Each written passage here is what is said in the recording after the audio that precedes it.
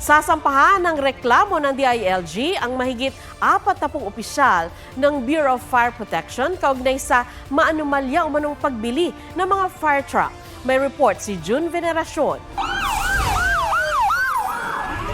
Isa sa madalas na reklamo tuwing may sunog ang kakulangan ng truck ng bumbero ng Bureau of Fire Protection.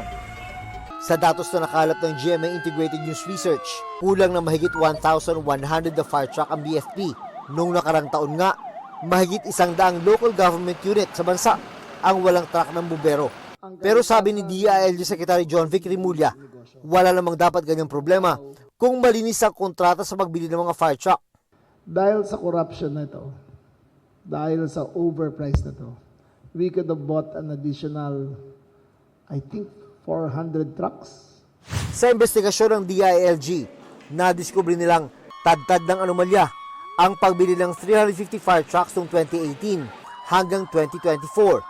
Ang halos 6 million pesos na presyo ng 1,000 gallon na fire truck noong 2014, sumipa ng mahigit doble sa halos 15 million pesos pagsapit ng 2024. Hindi inflation na nagpataas ng presyo ng mga fire trucks. Corruption.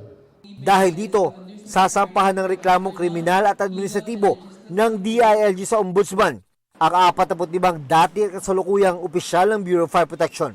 3 dating BFP chief, si Jesus Fernandez, Louis Puracan at Leonardo Banyago ang magiging respondent na hinihingan pa namin ng pahayag.